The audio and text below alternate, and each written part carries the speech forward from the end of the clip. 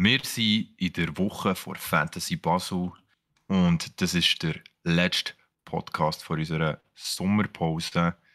Es ist Episode 17 von Buff Crit Loot. Wir haben für euch wieder spannende Themen. Unter anderem Elden Ring, Nine Souls, ein sehr spannendes Thema von Epic Games, wie sie ukrainische Entwicklerstudio unterstützen. Wir haben das neue Game vom GTA-Macher. Wir haben Awakening, Link's Awakening-Klon für Xbox und PS5. Wir haben Call of Duty Warzone 2, wo komplett so anders werden wie der Vorgänger. Und nachher haben wir noch ein bisschen Loot für euch. Herzlich willkommen zum heutigen Podcast. Das ist Buff Crit Loot. Und mit mir ist Steffi. Hi Nico, ja, freut mich, dass mal wieder da zu sein. So wie jede Woche. Und ich freue mich aber auch schon, muss ich wirklich zugeben, auf meine Ferien. Die sind sehr wohl verdient. Yes, auf jeden Fall. Aber ja, komm, ey, sorry, aber jetzt müssen wir ein bisschen Tempo in das Ganze bringen. Sonst sind wir morgen noch am Labern, wenn wir in dem gleichen Tempo weiter erzählen, wo du angefangen hast. Ich tue das immer anpassen auf die Leute, die zuhören. Ja, genau. Wahrscheinlich haben wir wahnsinnig viele Berner da. Ich darf das sagen, ich bin selber auch Bernerin. Aber ja. Keine echte. Was, keine echte, sicher? Nein. Ist also die echte in Bern, im Sonnenhofspital. Okay, das zählt. Mein Heimatort war Herzogenbuchsee. Okay, die Heimatort ist näher an Bern als meine. Ja, dann siehst du jetzt so, also war das wieder Fake-Berner, Alter. Hey. Aufgewachsen in Langat, ne? Ja, gut, immerhin. Ja, Gaming News haben wir gesagt. Es wird wahrscheinlich heute ein bisschen eine kürzere Episode. Die News, die wir haben, sind alle nicht ganz so lang. Ich glaube, nur etwas so richtig lang wird. Aber ich glaube, ja, ich weiss nicht, wenn wir mal zu reden kommen, dann kann es sehr, sehr schnell passieren, dass wir sehr ausholen. Und von dem her versprechen wir dir nichts. Wir machen aber heute sehr schnell, finde ich auch eine gute Idee, weil ich nämlich meinen Ventilator müssen abschalten und jetzt fängt es gerade an hageln, Steffen. Oh boy! Meinen Ventilator müssen abschalten und jetzt ist es richtig heiß. Hey, hör auf, ich habe auch vorher die Tür und das Fenster und die Balkontür zugetan und jetzt merke ich auch, wie es so langsam schon so einsuppen ist hier bei mir. Das ist wirklich, Aber ja, das machen wir alles für eine gute Podcast-Aufnahme, nicht wahr? Genau. Ja, also, ich würde sagen, fangen wir einfach auch mit dem ersten Thema an. Elden Rings, mal wieder eine ist bei uns in den Top-Themen. Und zwar geht es darum, dass man überall im Moment in den News liest, ja, die Welt von Elden Rings verändert sich und ohne, dass sie das bemerken und pipapo. Und dazu muss man sagen, einerseits, es ist alles Clickbait. Sorry Leute, die Welt verändert sich nicht. Es ist die Map, die sich verändert tatsächlich. Und zwar, jeder, der ganz, ganz, ganz genau hergeschaut und irgendwie so eine Art fotografisches Gedächtnis hat oder so, merkt das vielleicht, dass sich die Map von Elden Ring mit den letzten paar Patches angepasst hat. Das sind so ein paar Kleinigkeiten wie ein Stein oder so entfernt worden oder kleine Halbinseln in Flossenform, wo es eigentlich, also alles Zeug, was in der Welt selber gar nicht gibt, aber aus irgendeinem Grund ist sie auf der Karte eingezeichnet gewesen. Und das Zeug verschwindet jetzt nach dies nach, beziehungsweise ist nach dies nach verschwunden. Also bitte geht nicht drauf rein, weil ich muss ihm ehrlich gesagt sagen, das Thema an sich finde ich hure geil. Ich finde Games hure nice, die sich während der Spielzeit verändern. Also gut, meistens ist das nur in Form von MMORPGs so. Hast du schon mal so etwas gespielt, Nico? Ich finde es hure gut, irgendwie. Ja, definitiv. Auf jeden Fall. Es hat, du hast schnell so einen nice Flow. Es ist etwas, wo es wirkt noch lebendiger durch das, oder? Ja, vor allem, wenn du so, also wenn das, was du machst oder so, Auswirkungen hat auf die ganze Gaming-Welt, das ist schon irgendwie, es gibt so ein ganz anderes Feeling. Und also bei vielen MMORPGs heißt es ja noch am ersten oder bei anderen grossen Multiplayer-Games. Also WoW zum Beispiel hat es ja das gegeben, bei Fortnite gibt es das regelmässig. Das Einzige, was ich sehr schade finde, ist, du kannst wie, wenn du zu spät einsteigst, näher dort nicht mehr spielen, wie die Welt war vorher. Du hast sozusagen nur die Wahl, also du hast nur die Option zu spielen, wie sie im Moment gerade ist. Und ja, aber das ganze Thema an sich mit der Welt, die sich verändert, super spannend. Mega. Definitiv. Aber ja, bei Elden Ring, ich hätte es gefeiert, weil es tatsächlich so war, dass sich die Welt so ein bisschen anpasst langsam und es vielleicht auch einen Story-Hintergrund hat, aber Leute, alles Clickbait, I'm sorry. Ich weiss gar nicht, warum haben wir das eigentlich mit Buff? Ich weiss es nicht, Steffi. Also du hast es gewählt und ich bin auch sehr erstaunt, dass du das Elden Ring-Thema nimmst, weil du bist ja sonst eigentlich ein bisschen allergisch auf das. Ich bin nicht allergisch auf Elden Ring, überhaupt nicht. Ich habe auch gefunden, wir haben eine Zeit lang so viel über Elden Ring geredet, dass wir so mal ein kleine Pause einlegen.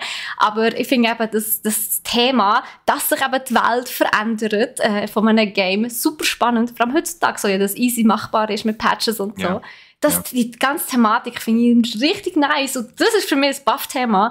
Aber ja, dass es bei Elden Ring halt wirklich nur eine Map ist, wo ganz minim angepasst wird, wie sie wirklich ist. Ja, das ist natürlich schon ein bisschen Clickbait und das macht mich ein bisschen sad. Natürlich ist es ein bisschen Clickbait. Und ich meine, eben, wie gesagt, Elden Ring trotzdem, dass sie halt, ja, ich meine, die müssen jetzt meiner Meinung nach nicht mehr ultra viel verändern in der nächsten Zeit, weil das Game von selber, also ich meine, das Game läuft im Moment immer noch von selber. Natürlich nehmen Spieler, die es spielen, ab, weil die meisten so, haben sie es einmal durchgespielt, dann hören sie auf. Also das stimmt eben gar nicht, weil Souls-like-Spieler sind so, dass wenn sie es einmal durch haben, machen sie es dann noch einmal durch mit einem anderen Charakter und dann einmal wollen sie alles auf 100% haben. Ja, aber das sind die wenigsten, ne? Also die meisten, die Elden Ring spielen, spielen es einmal durch und dann sind sie froh, haben sie es durch.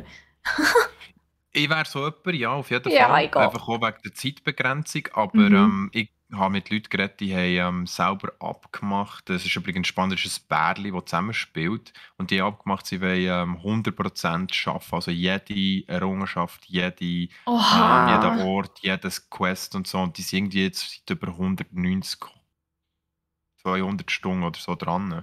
Crazy. Und no end in sight immer noch. Also, ja gut, natürlich 100% willst du ja. Ja. Das ist natürlich, das ist genau das. So 80% hast du mal schnell, aber die 100%, das ist wirklich so, das ist das, was ewig viel Zeit beansprucht. Also, kennst du das? Ich weiss nie, wie das heisst, aber es gibt so eine 80-20-Regelung. Man sagt ja, 80% von der Arbeit nimmt 20% von der Zeit in Anspruch. Und die restlichen 20% von der Arbeit nehmen weitere 80% in Anspruch. Also total von der ganzen Zeit noch die ganzen 80%. Das ist schon krass. Und das ist ja überall im Leben so. Ja, das ist das Pareto-Prinzip, Stefan. Ja, genau. Ich vergesse immer den Namen. Aber ja, ich verwende das mega oft. Das ist wirklich sehr spannend. Aber ja, du hast uns noch ein Game mitgebracht, über das du mega gerne möchtest erzählen, hä? Ja, auf jeden Fall. Also, ich finde auch gerade spannend, wenn wir beim Souls-like bleiben. Also, es ist gerade perfekt, dass wir mit Souls-like angefangen haben, weil wir gehen über in ein weiteres Souls-like. Und zwar würde ich gerne ein bisschen etwas über Nine Souls erzählen. Also nicht Nine Souls, sondern Nine Souls. Genau. Exactly. Also, was ich mir ein bisschen vorstellen kann, ist, dass es in Korea halt einfach anders geschrieben wird, weil das so ein bisschen ihre Umgangssprache ist, das zu schreiben, weil ich meine, vielleicht vermischen sie es ja jetzt mit dem Englisch etc. Dann weiss ja, dass es nicht immer so auf die englische Grammatik geschaut wird, wenn sie etwas die schreiben. Sie sprechen es ja meistens so sehr spannend aus, das Zeug. Es ist auf jeden Fall ein ultra spannendes Game zum Anschauen. Es hat einen Anime-Look. Sieht ein bisschen aus, als wäre es von Studio Ghibli gemacht. Wir kennen ja sicher alle, oder die meisten von euch kennen ja so Chihiros Reise etc. Die schönen Animes von Studio Ghibli. Nine Souls wirkt ein bisschen auf mich so. Der Unterschied ist natürlich, dass Nine Souls koreanisch ist. Das richtig habe verstanden. Sicher, es sieht für mich japanisch aus. Ja, es so von den ist Schriftzeichen und so. Mhm. Sieht aber Koreanisch und Japanisch sehen sich sehr ähnlich. Ja, aber Koreanisch sieht anders aus. Ich finde Koreanisch... Okay, ja. Also es ist eindeutig Japanisch. Also die Schrift ist Japanisch. Ich kann dir das gerade sagen. Aber das ist natürlich gut, wenn du mir da Nein, sorry, es tut mir leid. Es ist natürlich japanisch, ja, das kann gut sein. Aber sie sitzen in Taiwan.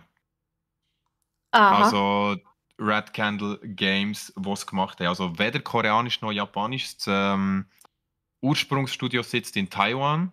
Witzig. Und ähm, was sehr spannend ist, die Red Candle Games haben 2 Games gemacht vorher, vor dem da hier. Ähm, und die 2 Games sind ganz andere Games gewesen. Das waren Horror-Games gewesen. Eher von der Grafik her halt mehr so realistischer. Und in einem von diesen 2 Games hat es eine Notiz gehabt, die man finden konnte. Auf dieser Notiz ist der jetzige chinesische Präsident verglichen worden mit dem Winnie Pooh. Oh, das habe ich glaube mitbekommen. Oh mein Gott. Genau, Also, das ist das wie hat das Studio. Game geheissen? Devotion und Detention haben beide. Eins hat Detention und eins Devotion Okay. geheißen. Ich glaube, es war im Devotion gewesen. Aha. Und aufgrund von dem haben sie sich jetzt 3 Jahre aus der Gaming-Szene verabschiedet, wo sie an diversen Orten sind geblockt wurden. Und auch Streams sind abgeschaltet worden, wo ihr Game ist gespielt wurde. Und sie sind einfach konstant gecancelt worden, weil das natürlich die chinesische Regierung nicht auf sich hat sitzen. Ja, klar. Und jetzt sind sie zurück mit 9 Souls und ich feiere es umso mehr, dass sie wieder da sind. Sag nichts. Oh, das ist natürlich schon etwas, das braucht wahnsinnig viel Mut, gegen die chinesische Regierung irgendetwas zu sagen, auch wenn es nur so versteckt ist und in einem Easter Egg und so. Sobald du etwas gegen die chinesische Regierung sagst, bist du meistens weg vom Fenster. Das ist wirklich ganz, Genau, ganz also, crazy. Falls der Stream jetzt abbricht, ihr wisst wieso. Genau. Nein, aber man muss ja nicht ein Sherlock Holmes sein, um herauszufinden, dass man, wenn man halt solche Provokationen liegen in einem Game, das könnte Auswirkungen haben. Und Taiwan und China ist ja so ein Thema. Auf das müssen wir aber nicht weiter eingehen, sondern wir gehen gescheiter auf einen Sherlock Holmes ein, den ich vorher eingebaut habe und da hat mich Yes, genau. dazu. Und zwar war ja am Sonntag Sherlock Holmes Tag, also internationaler Sherlock Holmes Day. Und zwar aufgrund von dem, dass der Autor, der Sir Arthur irgendetwas, das hat ein bisschen einen langen Namen, das ist ein bisschen schwierig zu merken. Also ich habe vorher irgendwie wieder gelesen, aber es ist wirklich wieder zum Hirn rausgeflutscht. Nein, der hat tatsächlich am 22. Mai Geburtstag gehabt, und darum ist von den Fans der 22. Mai zum International Sherlock Holmes Day ausgerufen worden. Und dann habe ich so gefunden, hey, das wäre doch perfekt, um endlich einmal Sherlock Holmes Chapter 1 zu spielen, den ich ja schon so lange in der in meiner Steam-Bibliothek. Und dann habe ich noch gerade herausgefunden, im gleichen Atemzug, dass tatsächlich, ich hole es ein bisschen aus, Fortnite hat ja, wo der Ukraine-Krieg angefangen hat, anfangen Spenden zu sammeln. Beziehungsweise hat gesagt, ja, von den Einnahmen geht ein grosser Teil an die Ukraine, also als finanzielle Unterstützung an die Ukraine. Und tatsächlich haben die das jetzt wahr gemacht. Und ist tatsächlich das Frogwares, also das Entwicklerstudio hinter Sherlock Holmes, das ist ein ukrainisches Entwicklerstudio. Die sitzen in der Ukraine und durch den Krieg ist natürlich in der Workflow total, könnt ihr euch vorstellen, gebumst worden. Und die sind komplett zum Konzept ausgeraten. Die haben ihre Arbeiten nicht mehr richtig können verrichten natürlich. Und mit dieser Unterstützung von Epic Games, mit den Geldern, die sie jetzt bekommen haben, können sie sich auch relocaten. Also sie können auch an einen sicheren Ort sich jetzt zurückziehen, beziehungsweise nicht mehr hergehen, wo sie auch wieder an einem sicheren Ort können weiterarbeiten können. Das ist natürlich ganz grossartig und das ist schon dementsprechend auch so ein bisschen, vor allem meine Win der Woche, sage ich jetzt einmal. Wo also es ist wirklich eine gute Tat. Es ist natürlich mega schön, dass man mit Geldern, die in-game sozusagen gewonnen worden sind, auch so etwas Grossartiges kann machen wie aber einem Entwicklerstudio in Not helfen.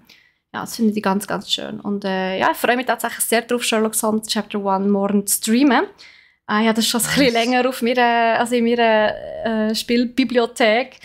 Und jetzt wird es endlich mal Zeit. Ich habe zwar ja, jetzt hast du so ein bisschen Zweideutiges gehört. Einerseits, ja, es ist sehr cool und so, aber andererseits habe ich auch gehört, dass es vom Gameplay her ein bisschen mühsam ist teilweise. Aber das muss ich mich selber überzeugen. Ist das nicht oft so bei Games, die nachher aus Büchern und Filmen, also ja, ich habe das jetzt öfters gehabt, oder von Serien und Filmen gemacht werden, dass man dann, ja, gameplay-technisch doch immer ein bisschen, wie soll ich sagen, Problem hat. Also weißt du, so, alle diese Sachen habe ich immer so ein bisschen festgestellt, die so nach Filmen produziert werden oder nach Serien ganz speziell. Die haben halt im Vordergrund immer der Film oder die Serie und nachher das Game an sich und das Gameplay an sich ist Ja, irgendwie... Game-Mechanik, ich glaube, die ist irgendwie nur zweitrangig. Ja, ja. Was hat man dort wie gespart, weißt du? Also ich habe es jetzt gemerkt, ich meine nichts gegen Guardians of the Galaxy, weil ich weiss, der Troy liebt es, aber auch dort, wenn ich ein bisschen zuschaue, Grüße für mich Troy! fehlt so... Genau, grüß gehen so Troy. Auch für mich fehlt es dort so ein bisschen am... Wie soll ich sagen? Also, Originalität, Mensch. ja, vom Spielen her. Weißt du, nicht von der Story, die ist ja super, oder? Ich meine, das ist eine coole Story, jeder kennt Guardians of the Galaxy, macht Spaß etc. Aber so die Mechanik und die Gegner sind so leicht zu besiegen und du hast so keine Challenge und es ist so... Also es ist halt, du spielst halt den Film durch. Und that's it. Also, aber es ist nicht so wie ein Dark Souls oder jetzt ein Elden Ring, das von Grund an neu ist, gestaltet wurde, wo Game-Mechaniken im Vordergrund stehen. Ja, das ist natürlich so. Du spielst das Game eigentlich, wo du Fan vom Franchise bist und ja, einfach die Story nochmal erleben, blöd gesagt. Ja. Genau. Aber look, im Endeffekt klingt es spannend, sehr spannend. Ich bin auf jeden Fall gespannt. Ich habe gerne so Rätsel-Games. Ich freue mich, wenn du das in die Hände nimmst, in die Finger nimmst und spielst. Ja. Hast du Sherlock Holmes Filme und Serien gesehen? Ich habe die Filme gesehen, also 2 habe ich gesehen. Ich finde der Robert Downey Jr. ein geiler Schauspieler, feiere den. Ja, aber Benedict Cumberbatch ist mein Favorite. Also, ja, das habe ich gedacht. Das ist so typisch, Steffi. Das ist so die Typ. Das ist... Ja. Ich finde einfach, er ist ein fantastischer Schauspieler und er hat einfach so das Talent, so die ganz kurligen Typen, also Charaktere zu spielen. Eben so die so kleine Ecken abhängen. Das finde ich wirklich fantastisch. Er passt wirklich sehr, sehr gut in die Rolle. Ich finde eben, der Robert Downey Jr. fast ein bisschen zu superheldig. Es ist halt wirklich so. Er ist so zu sleek. Ja, klar, aber er muss sleek sein. Das ist seine Art vom Spielen, gell? Das ist so ein bisschen... ja, aber es ist nicht eine Sherlock Holmes Art, meiner Meinung nach, so ist. Ja, das stimmt. Also die Serie Holmes habe ich... Ja, die du redest ja vor allem, glaube ich, von der Serie. Ja, genau, die man auf Netflix hat können schauen, die ist leider nicht mehr. Der ist schon länger nicht mehr jetzt. Schade. Ich wollte einfach noch das zweite Mal schauen, dann ist sie plötzlich weg gewesen. Ja, bei diesen Serien ist es halt so, gell? Du schaust immer nach Ablauf einer Lizenzierung, ob sich das noch lohnt. Und nachher merkst du, es schaut zu wenig raus. Und nachher kommt etwas Neues rein. Aber ja, ich verstehe, es ist mega unnice. Und ich finde es auch mega unnice, dass es sehr viele coole Serien nicht gibt auf Netflix. Aber ja, das ist ein anderes Thema.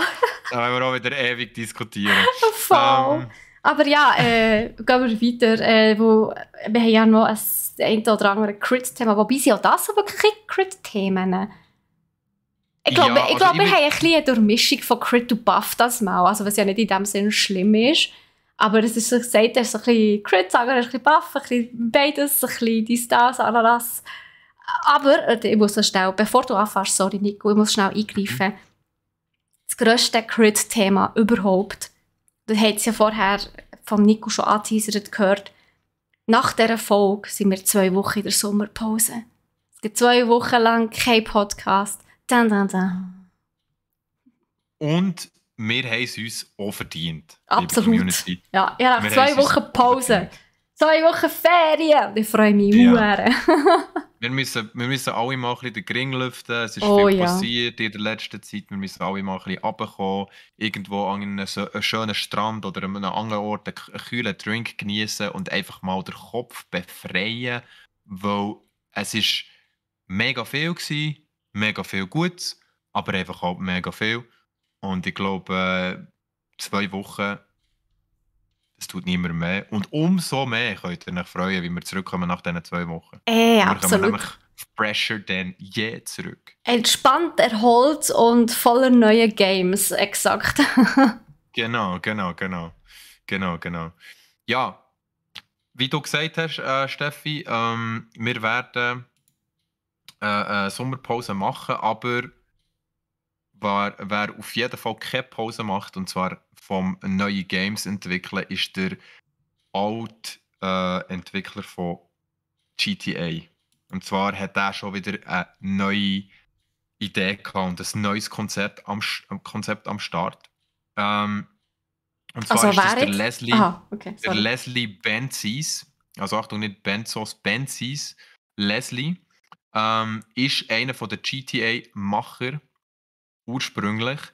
Und er hat ein ganz, ganz krasses Konzept im Kopf für ein neues Game. Ich glaube, im Moment ist es wirklich noch im Kopf, weil ich bin recherchieren, habe nicht viel gefunden darüber. Es gibt eine Webseite, es gibt eine Idee-Aufstellung. Ich bin auf dem Instagram-Profil vom Entwicklerstudio schauen. Sie suchen mega viele Leute, also für das Team, zum Entwickeln. Aber es ist noch nicht wirklich etwas, das besteht. Gut, so ein Idee riesen wäre aber- Game ist natürlich, Ja, wie viele Leute da müssen mitarbeiten, das ist crazy. Also wenn es Genau. so ambitioniert wird, wie der das im Kopf hat, dann, Genau, wir reden von einem AAA-Titel, wo nach dem Kreativkonzept von Ready Player One entwickelt wird. Ihr kennt sicher alle diesen Film. Die Idee ist, eine massive, riesige Open World zu kreieren, wo im Stil von Ready Player One kann betreten werden als Spieler. Man kann dort alles verändern. Man kann auf alles Einfluss haben und man kann sogar selber Szenarien entwickeln und selber diverse Welten aufbauen. Das wäre die Idee vom Ganzen. Darum heisst es so Everywhere. Der Zugang dazu soll für alle möglich sein und das ist der grosse Punkt, den ich es nachher als Crit-Thema habe eingestuft. Es soll Deep Social Streaming Integration geben. Es soll die sozialen Medien, die sozialen Profile sollen dort integriert werden. Und zwar ist auch die Idee, so habe ich es jetzt recherchiert, dass du dein Instagram, dein Facebook, dein Twitter, all das dort innen verknüpfst im Game und nachher quasi dich selber spielst. Also du spielst dich selber wie im Ready Player One, hast du einen Charakter, wo du bist, aber halt in der Game-Welt, in dieser Everywhere-Welt. Und jeder kann miteinander interagieren über die verschiedenen Socials und kann dann halt auch Impressionen aus dem Game direkt in die Socials aufladen, kann nachher mit seinem Social Score, ich glaube, das wird auch ein Thema sein, wer hat nachher wie viele Followers. In dem Sinne ist er dann nachher sicher auch höher gerankt in der Welt und so. Ich kann mir da viel vorstellen. Und ich finde es ehrlich gesagt eher kritisch, weil das geht für mich in so eine Richtung wie Second Life. Sagt ihr das etwas? ja, natürlich. Das ist schwierig, weil ich habe immer das Gefühl, so eine Plattform bietet auch sehr viel Platz für sehr viel Böses und Schlechtes. Ja, wo- das könnte natürlich einerseits sehr geil werden, andererseits, wie du so schon angetönt hast, auch der Brutplatz für Toxicity und all das Zeug, das wir nicht wollen. Und das Ausleben von weirden Fetischen und so. Also ja, ich gehe jetzt da nicht drauf ein, aber ich meine, wenn ich an Second Life denke, denke ich immer an das. Weil ich Stories gehört habe von Leuten, die ja.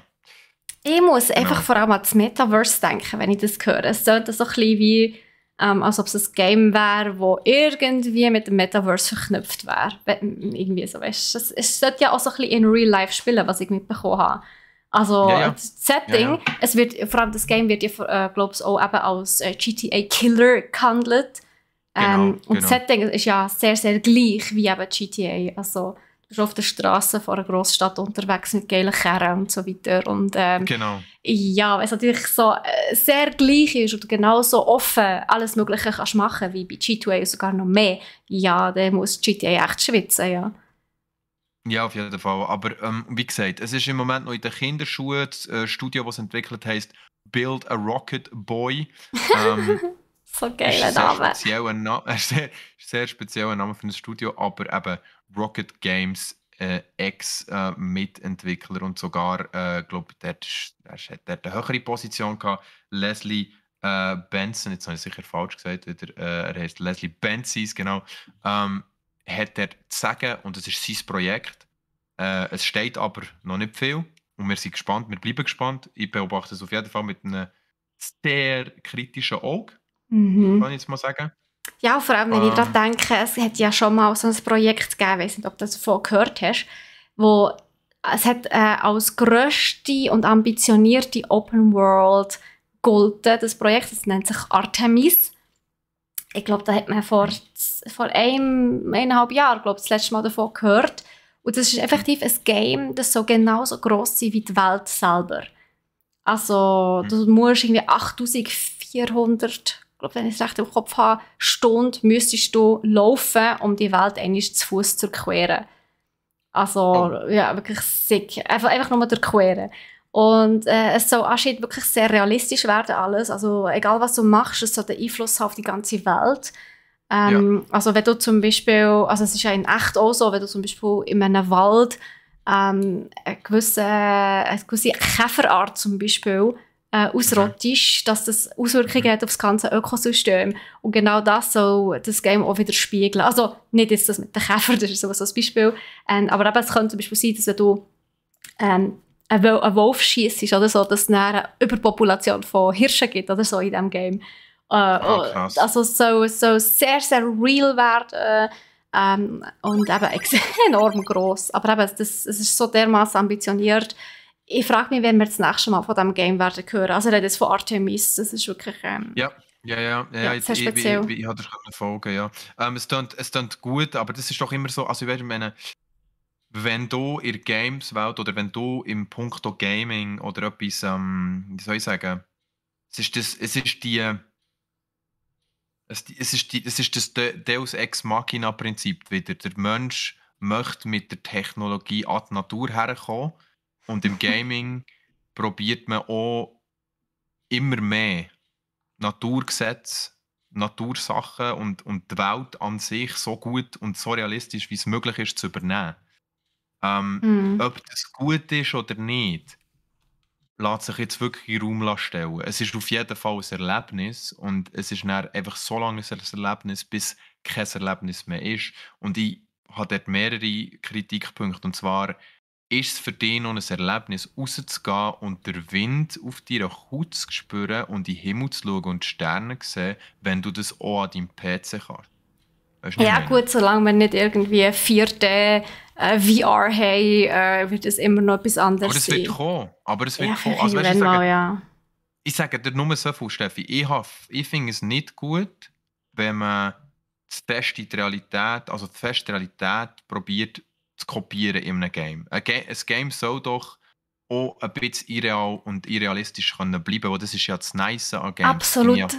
Ich bin ganz Ihrer Meinung. Ich bin auch der Meinung, so das Game es lebt davon, dass es eben eine Fantasiewelt eigentlich dir öffnet. Und das ist, und du wirklich dort rein kannst mit Magie und Zeug und Sachen und in einer Welt, die es nicht gibt. Darum habe ich ja so gerne kleinere Indie-Games mit einer nicht realistischen Grafik. Oder wo die ganzen AAA-Titel mit einer realistischen Grafik, wird zu nahe an Realität, finde ich nicht so nice irgendwie. Also, aber das ist meine private Meinung. Das muss niemand mit mir teilen. Alles gut. Aber darum sage ich, ich bin ein bisschen zu philosophieren, aber ich finde es immer eine spezielle Fragestellung, wo man sich mal überlegen kann, wie sehe ich das. Auf jeden Fall ein spannendes Game. Betrachten wir sicher kritisch everywhere. Und was wir sicher auch kritisch betrachten, ist das nächste Thema, wo die Steffi... Oh Leute, ich sage euch, als ich das gesehen habe, habe ich wirklich zweimal schauen. Ich weiß so, jetzt kommt ein Nintendo-Game auf der Xbox und der PS5, das kann doch nicht sein. Das wäre komplett neu, dass es so etwas gibt.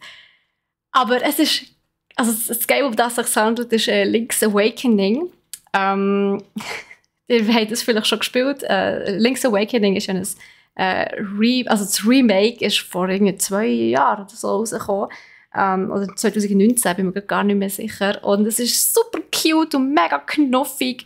Aber das Remake vom ursprünglichen Link's Awakening, wo natürlich, es ist Nintendo, nur auf Nintendo-Konsolen erscheint. Link's Awakening ist auf der Switch erschienen. Und jetzt ist im Internet ein Game auftaucht, wo wirklich praktisch 1:1 gleich aussieht wie Link's Awakening. Die jetzt bei uns live zuschauen auf Twitch, die sehen gerade ein kleiner Trailer.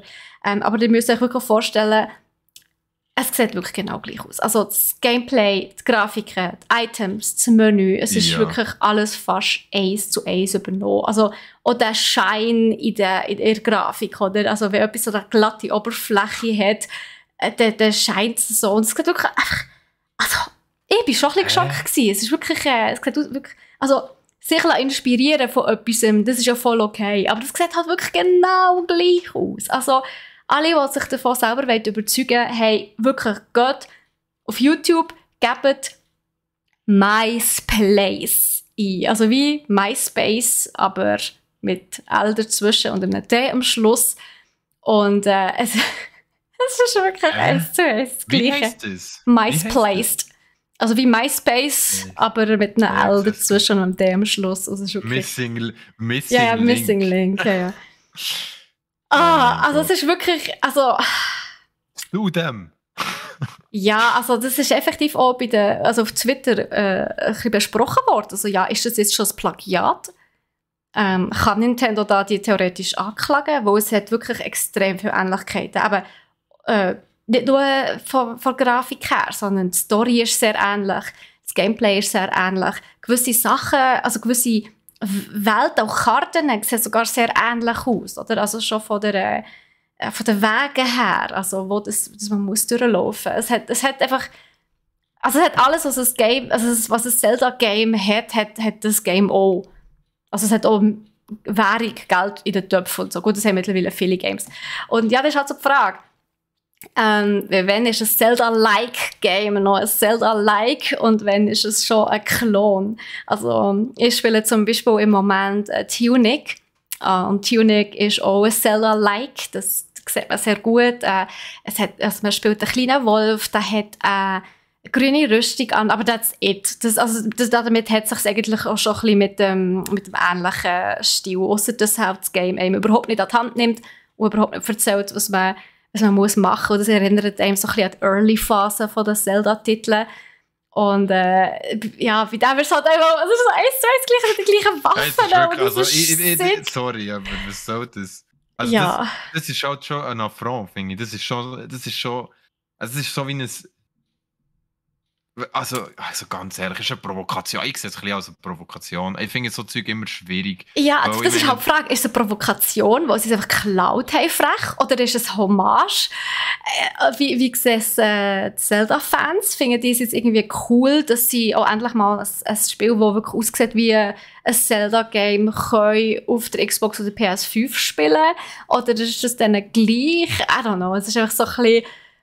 ich bin sehr gespannt, was ihr dazu würdet sagen. Also, falls ihr eine Meinung dazu habt, bitte lasst es uns wissen, weil ich würde es so wundern. Ist das für euch ein Plagiat? Ist das eine Hommage? Ist das eine Provokation, eine billige Kopie?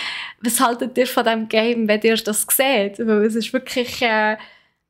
I don't know, also ich bin sprachlos gewesen, als ich es gesehen habe. Ich dachte so, hey, schau da Link's Awakening, weil es ein bisschen anders aussieht. Statt Bäume hat es halt Tannen und so, weißt. Aber es ist, es ist wirklich... Palmen sehe ich auch gerade. Ja, es ist irgendwie alles, es ist alles gleich und alles ähnlich. Und eben, es ist, es ist wirklich mehr, eine Kopie als sonst etwas. Ich weiß nicht. Es ist interessant, sagen wir es mal so. Ja, es ist auf jeden Fall nicht, also ich habe jetzt gerade sagen, billige Kopie auch nicht. Es sieht nicht aus, als wäre es mega schlecht gemacht. Nein, ich glaube, gemacht ist es Ähm, eben sehr gut. Es ist, eben darum ist sie mir noch, also könnte sie mir auch noch ja, so eine Art Hommage sein an Link's mhm. Awakening. Aber die Frage ist halt so, also wenn man es halt sieht, Hommage, ohne dass es Steffi. weiss. Hommage. Hommage. Ja, auf Französisch, auf Deutsch sagst du Hommage, ja. Danke für mich zu belehren. Mühe. Ja, auf Französisch, auf Deutsch nicht, Alter. Lern Deutsch, bevor du mit mir redest. Nein, aber es ist halt wirklich so das. Was genau soll das darstellen? Also, was haben sich die Entwickler dabei gedacht, wo sie das entwickelt haben, das Game? Ich weiß es nicht. Ich glaube, dass es. Ich meine, du musst ja. Also, ich frage mich halt, wenn du so etwas machst, dann musst du dir bewusst sein.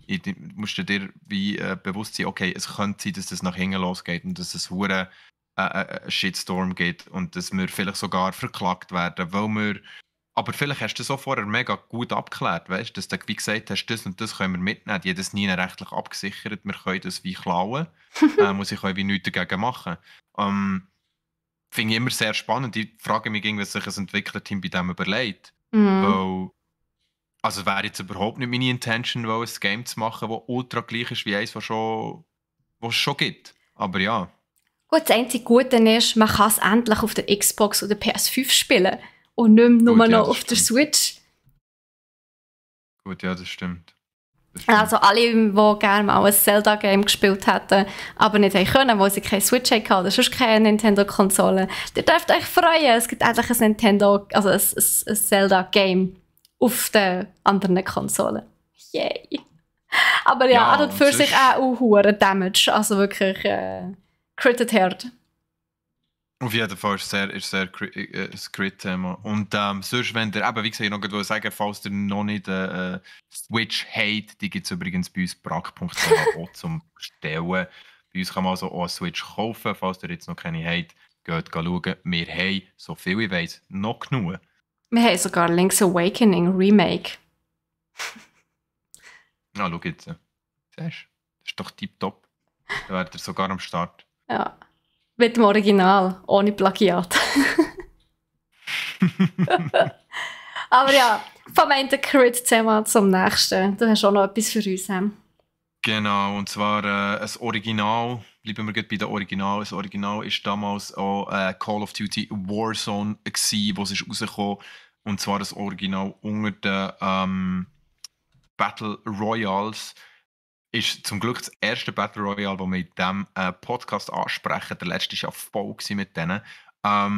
Und zwar ist Call of Duty Warzone das erste, was rausgekommen ist, auf jeden Fall voll ein Erfolg. Ich kann mich noch erinnern, wie ich mit meinen Jungs dann, also unser ganzer Teamspeak-Server ist zu dieser Zeit voll gewesen, mit Leuten, die zusammen haben, COD Warzone gespielt. Wir sind reingedroppt, haben mega Fun am Game, haben es ultra gefeiert, weil es hat das besser gemacht, wo PUBG vergeben hat. Es war spannender und realistischer gewesen als es Fortnite. Es hat in so vielen Battle Royale Sachen so viel richtig gemacht.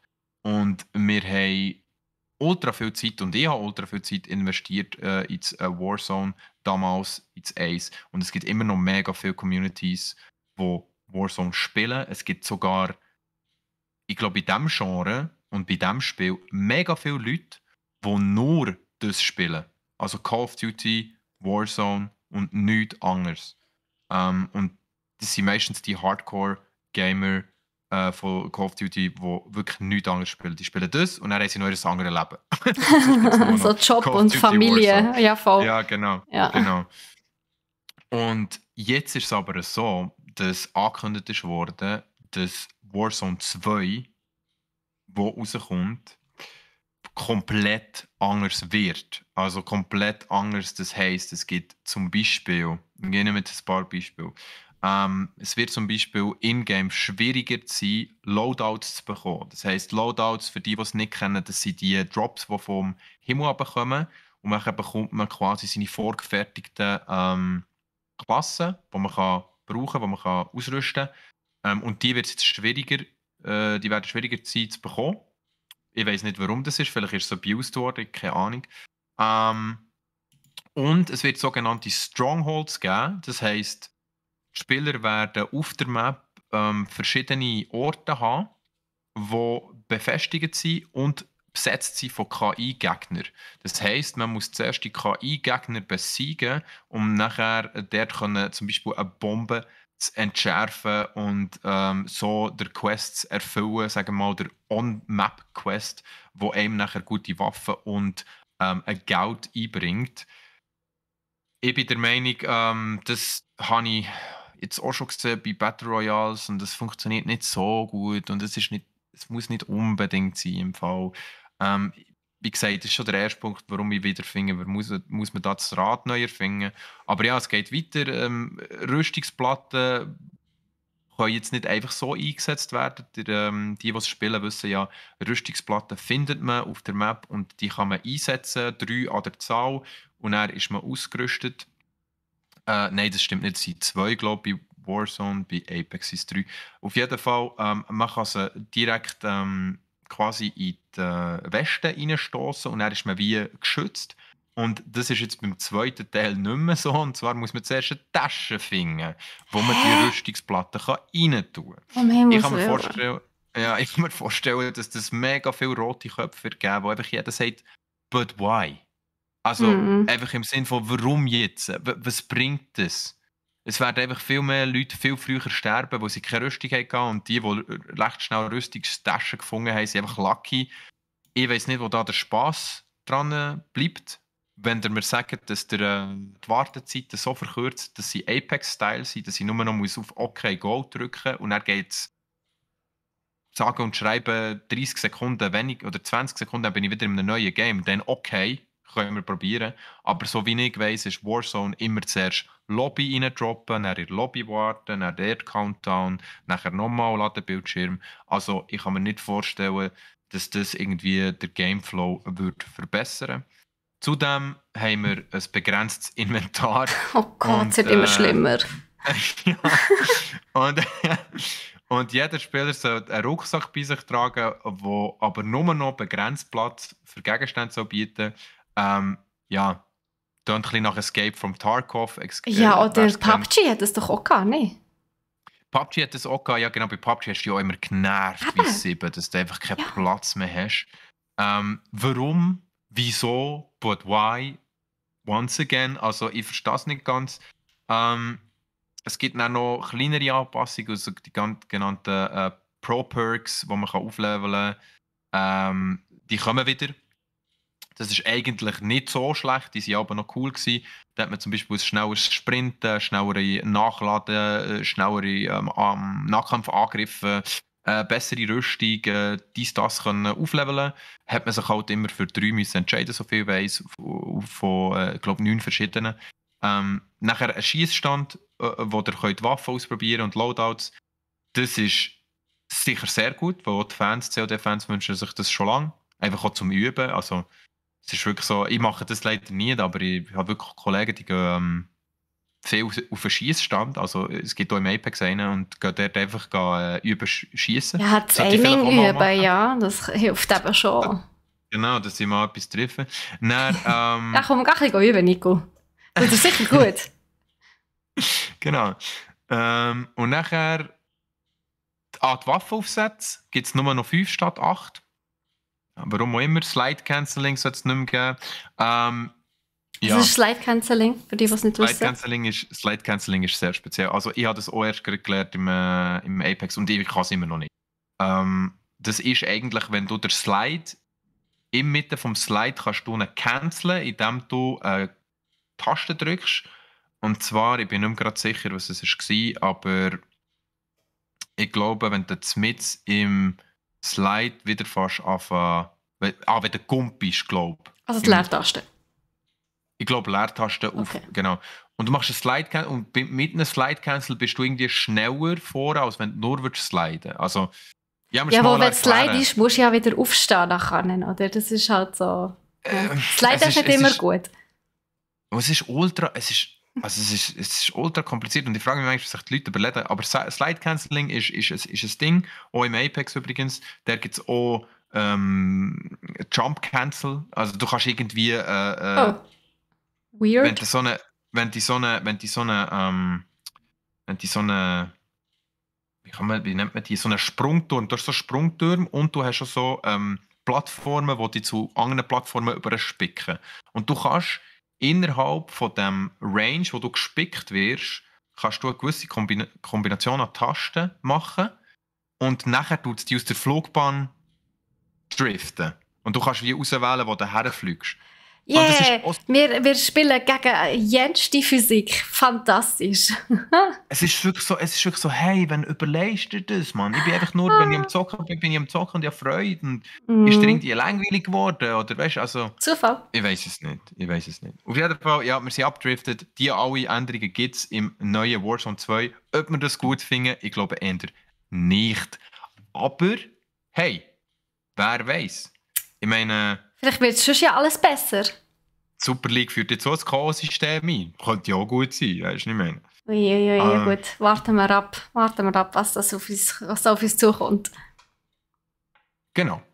Aber das wäre es in dem Fall von meiner Seite her gewesen mit dem Warzone-Überblick für Warzone Yes. 2. Und dann würden wir direkt sliden ins Loot. Oh yes, Lady Loot, genau. Also, wie ich vorher schon angekündigt habe, ich habe ja Sherlock Holmes gekauft, schon länger eigentlich.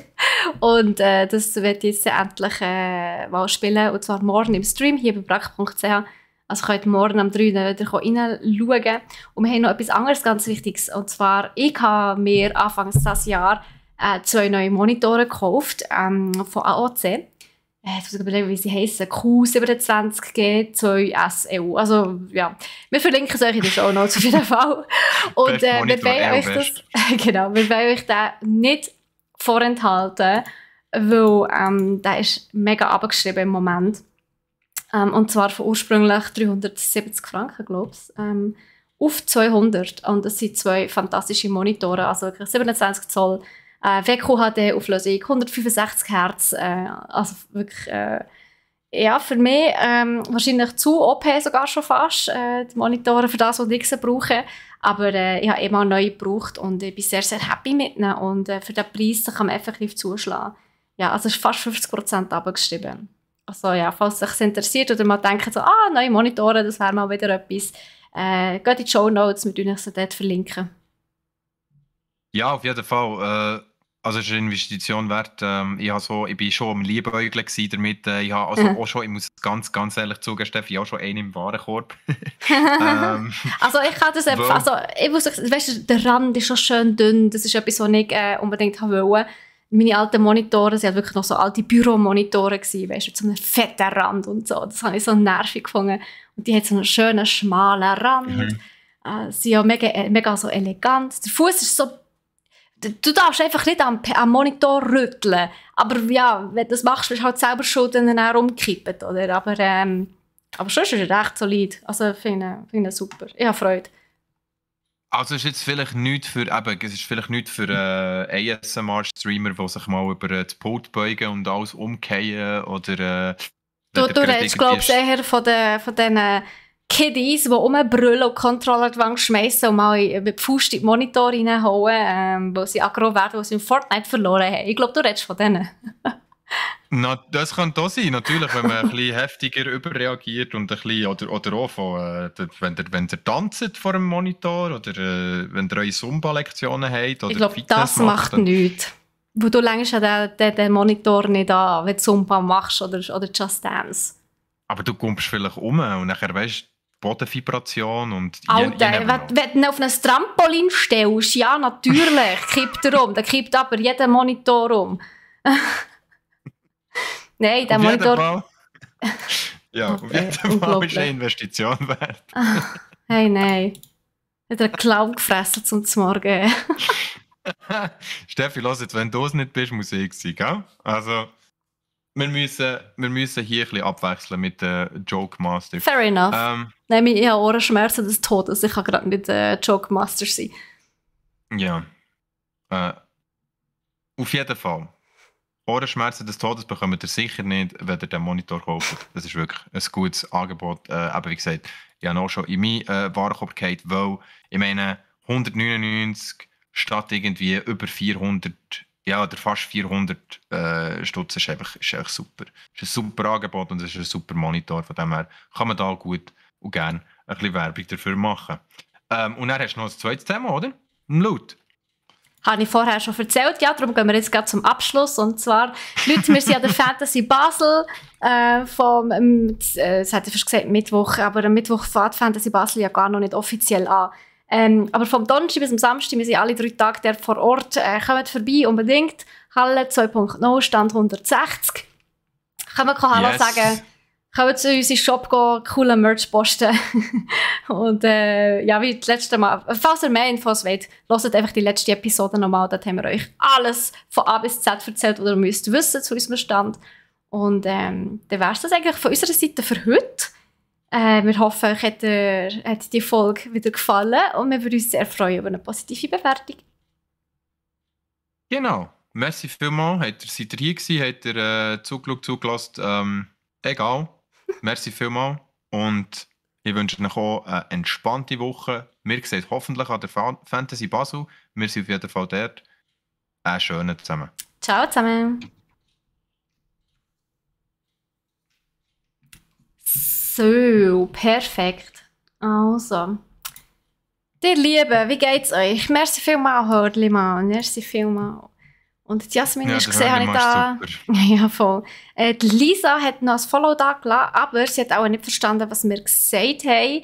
Ich glaube, sie versteht kein Schweizerdeutsch. Das ist natürlich eher suboptimal. Und der Hörli-Mann hat tatsächlich auf Netflix geschaut, aber nein, Sherlock Holmes ist leider nicht mehr auf Netflix zu sehen. Das ist leider so, ja. Ja. Ich bin manchmal verwirrt von deiner Aussprache, Steffi. Wie sagst du Sherlock Holmes? Sherlock Holmes. Ah, okay. Wieso? Gut, alles gut. Dann verstehe ich dich einfach vielleicht falsch. Ich weiß. Das kann gut sein.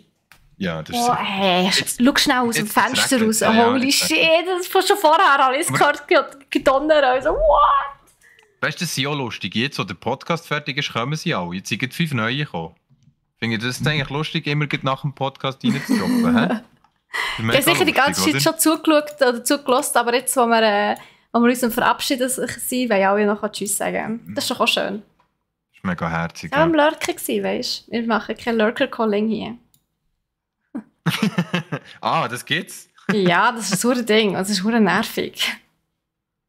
Lurker-Calling? Das habe ich noch nie gehört. Wow, krass. Also, okay. Kleine Twitch-Knicke, 1x1 mit Steffi. Wenn ihr am Streamer seid. Ihr seid Streamer und ja, ich weiss, es ist immer sehr verlockend, in die Zuschauerliste zu schauen, wer euch zuschaut. Macht es nicht. Weil plötzlich kommt es dazu, dass die Leute, die dort am Lurken sind, also das heisst, sie schauen euch zu, aber schreiben nicht aktiv im Chat, dass ihr denen Hallo sagt. Ah, hoi! XY, ich sehe, du bist auch da. Geht's dir gut? Und es gibt nichts Mühsameres, als eben das called out zu werden, wenn du einfach an einem Stream am Lurken bist. Das ist verdammt mühsam. Ja, oder vielleicht willst du chillen oder so. Genau. Und vielleicht hörst du dann gleich noch mit dem Ohr. Ja, das sehe ich sehr gut ein. Ja, das verstehe ich. Vor allem ist es dann auch weird, wenn jemand antwortet, dann sagst du, wie geht's dir? Ja, genau. Und einfach nichts zurück. Ja, und es gibt halt so viele Zuschauer, die einfach nur in einem Stream ein bisschen chillen und ein bisschen zuhören, nebenbei ein bisschen laufen, ein bisschen wie Radio. Und wenn du dann plötzlich so hörst, du wirst halt wie im Namen angesprochen, wo du auch nie irgendwie etwas geschrieben hast oder so, ist halt verdammt mühsam. Genau, wenn du aus dem Lurk rausgerissen wirst, genau so. Das ist verdammt mühsam. Das ist gut, das ist gut. Ja. Da habe ich wieder etwas gelernt. Merci vielmals für die Twitch-Knigge. Ja, nennt sich Lurker Calling. Es ist immer so spannend, mit dir neue Sachen zu lernen und die Weite von Twitch anzuschauen. Ich bin mega froh, die an meiner Seite dürfen. An meiner virtuellen Seite notabene, weil da ist ja immer noch die digitale Wand zwischen uns. Und halb Bern. Und halb Bern, genau. Also eigentlich, apropos, fuck. Ich wollte eigentlich noch posten, also ein paar Sachen posten, aber ich habe so keine Lust rauszugehen. Hey, ich hatte noch schnell ins Gym wollen, aber ich habe so keine Lust ins Gym zu gehen. Also, gar nicht. Ja, und wie soll ich jetzt diese Woche fit sein für die Faba? Wenn ich nicht du wirst halt Faba noch genug fit, don't worry. Okay. weil man das eigentlich genommen. Ja, aber, meine Damen und Herren, apropos Faba, ich glaube, wir müssen noch ein paar Sachen machen. Darum fällt der heutige Stream ein bisschen kürzer aus als normalerweise. Und ja, genau, Home-Shopping, Home-Fitness. Ja, bestell dir doch etwas. Genau, ich bin mir auch immer überlegen, ob ich mir einfach so Momos bestellen, wo eigentlich kann ich schon länger mal wieder Momos bestellen und ich liebe Momos. Das ist eine geile Idee, das mache ich vielleicht auch. Aber Nein, du hast recht, Hörnli ist wirklich, der Hörnli ist heute, der ist gut getroffen. Hörnli ist immer gut getroffen, das ist so. Er ist gut getroffen. Ja, der hat recht. Ich mache daheim etwas. Ich habe schliesslich auch einen Boxsack, oder? Da machen wir voilà, etwas. siehst du. Hat auch nicht jeder. Gibt es einen Fabi-Prack.ch, hast du gewusst? Ah, nice. Prack.ch liefert mehr, als du denkst. Okay, bevor es zu cringe wird, ich würde sagen, wir sagen ein allgemeines Tschüss zusammen. Shop. Hey, Hörnli, also ganz ehrlich, das geht einfach so. Prack.ch, fertig. In die Domain. Ja, wirklich. In die Domain, genau. Genau, es ist Also. wirklich einfach.